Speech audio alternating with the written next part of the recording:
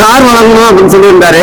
இன்னைக்கு வந்து எதிர்கட்சி தலைவர் உதயநிதி ஸ்டாலின் வந்து திமுகவை சார்ந்த எம்பிகளுக்கெல்லாம் வந்து கார் வந்து நாங்க எங்களுக்கு தேவையில்லை, எங்களுடைய தலைவர் வந்து வேணாம் அப்படின்னு சொல்ல சொன்னாரு அப்படின்ட்டு சொன்னதை வந்து தெரிவித்திருக்கிறாரு.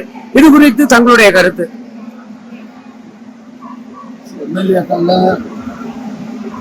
சொந்த கார் வச்சிருக்கிற எம்எல்ஏக்கள் இருக்காங்க, சொந்த கார் இல்லாத எம்எல்ஏக்கள் இருக்காங்க, ஒரு கார் வச்சிருக்கிற எம்எல்ஏ இருக்காங்க, 4-5 கார் வச்சிருக்கிற எம்எல்ஏ இருக்காங்க. அதனால எல்லாரும் ஒரே மாதிரி சொல்ல முடியாது. வசதி குறைவா இருக்காங்க.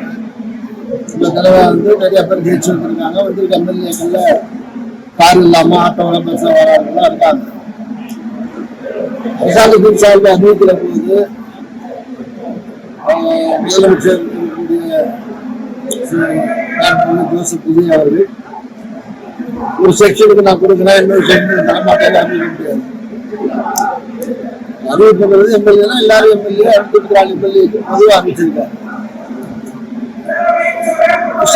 வாங்கிக்கலாம். எனக்கு கார் வீடு வசதி இருக்கு வேண்டாம்னா விட்டுலாம். எம்எல்ஏ வந்து எம்எல்ஏ பீரியட் வரைக்கும் வச்சிருந்து எம்எல்ஏ அலுவலகம் இருக்கு. எம்எல்ஏ அலுவலகம் எம்எல்ஏ கொடுக்க முடியாது. எம்எல்ஏ இருக்க இங்க இருப்பாரு, அவரு போனோம்னா இன்னொரு எம்எல்ஏ வருவாரு, அவரு உட்காந்துருப்பாரு. அது மாதிரி இப்ப காரை கொடுக்குறாங்க, காரை வச்சிருக்காரு. இன்னொரு எம்எல்ஏ வந்தோம்னா அதே காரை பண்ணி திரும்பி பார்த்துக்கலாம். இல்லைன்னா புது காரை கொடுத்தாங்கன்னா வாங்கிக்கலாம், வேண்டாம்னா விட்டுலாம். அதுல ஒன்றும் கட்டாயம் ஏதாவது அவங்க இஷ்டத்தை பொறுத்து. அதனால எம்எல்ஏ வந்து எம்எல்ஏக்கு கார் கொடுத்தது சொல்ல முடியாது. திமுக எம்எல்ஏக்களுக்கு எங்களுக்கு வசதி இருக்கு வாங்கிக்கலன்னா அது அவங்க சௌகரியம், அதையும் சொல்ல முடியாது. இது அவங்க சௌகரியம், இது இஷ்டப்பட்டாலும் வாங்கிக்கிறதோ இஷ்டப்படலாம் இருக்குன்னா விட்டுட்டு போனாங்க. தற்போது தமிழகத்தில் 100 நாட்களை தாண்டி தாவேக அரசு செயல்பட்டு கொண்டிருக்கின்றது.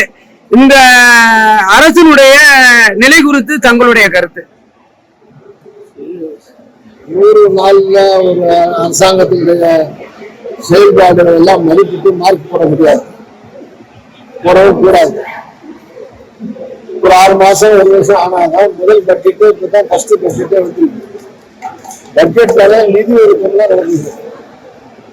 எந்த இலாக்கா அது எவ்வளவு பணம் வருது எல்லாம் இருக்கிற பிறகு அந்த துறைக்கு போற பணத்தை அவங்க மரியாதை செலவு பண்றாங்களா அப்படிங்கிறதுல 6 மாசம் 1 வருஷம் கழிச்சுட்டு சர்வே பண்ணி அதை அசஸ் பண்ண முடியுமே தவிர 100 நாள்லயே வந்து அரசாங்கத்தை வந்து நல்லா போகுதா கெட்டா போகுதான்னு சொல்ல முடியாது. ஆனா அவர் அறிவிச்ச விஷயங்கள்ல சில விஷயங்களை தொடங்கியிருக்காரு.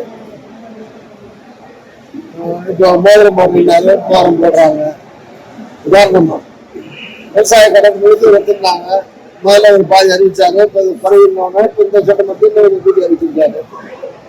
அந்த மாதிரி ஒவ்வொரு திட்டங்களா வந்து சில இதெல்லாம் இப்போ அறிவிக்காதெல்லாம் உடனே அறிவிச்சிருக்காங்க. இப்போ நாட்டு மன்ற ஆசிரியர் வைத்தியம் பார்க்குறவங்க எல்லாம் இங்கே ஸ்டாலினுக்கு வரணும், இல்லைன்னா ராஜீவ்காந்தி மருத்துவமனைக்கு வரணும். திட்லி பாப்புலேட்டட் ஏரியா இப்போ அங்கேயும் ஒரு தொகுதியில் சரி இந்த நாட்டு சென்னைக்கு பயன்படுற மாதிரி 300 கோடி ரூபாய் 400 கோடி ஹாஸ்பிட்டல் இருக்காரு.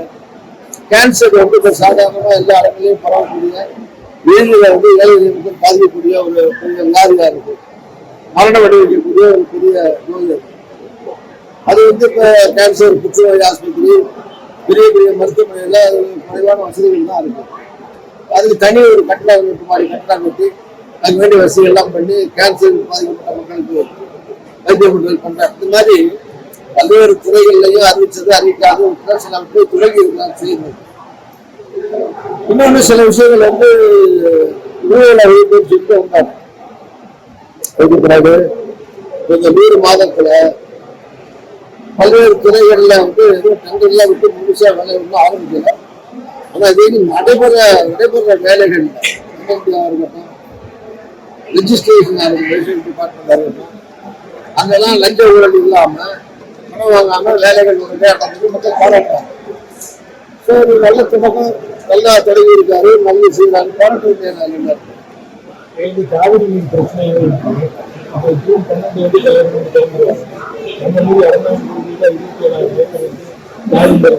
கிணக்கு தள்ளி வராமல் இருக்காங்க.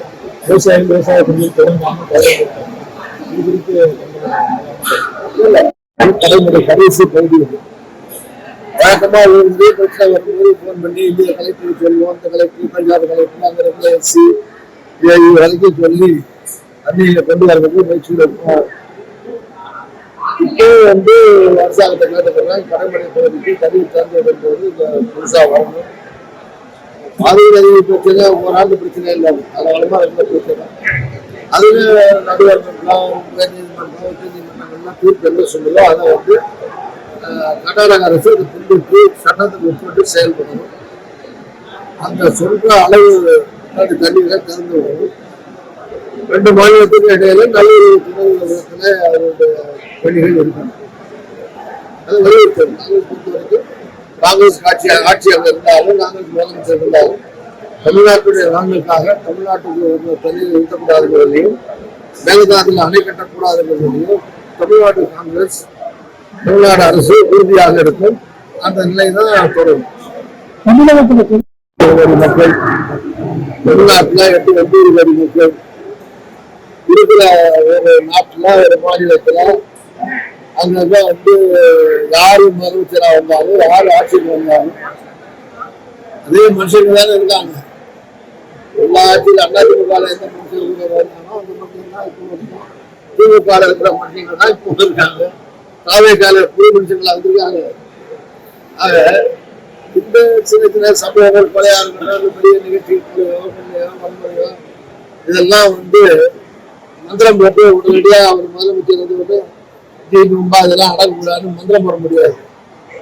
சட்டம் ஒழுங்கு சரியா பாதுகாக்கப்படணும், உரிய நடவடிக்கை காவல்துறை எடுக்கணும், எடுத்து வருவாங்க. கொஞ்சம் கொஞ்சமா குறைஞ்சி வருது, குறைக்க பெண்களுக்கான எதிரான குற்றங்கள், குழந்தைகளுக்கு எதிரான குற்றங்கள் இதெல்லாம் கிடைக்கிறது. சின்ன பெண்ணு ஒரு புது ஸ்கீம் கொண்டு வந்து நிதி ஒதுக்கி தனியாக ஆள் போட்டு கொஞ்சம் கொஞ்சமா நடவடிக்கை எடுக்கிறாரு. ஒரே நாள்ல எல்லாத்தையும் ஏன் நடவடிக்கை எடுக்க முடியாது. அப்படி யாரும் இருந்தாலும் ஒரே நாள்ல எல்லாத்தையும் நிறுத்திடவும் முடியாது. Okay sir, thank you.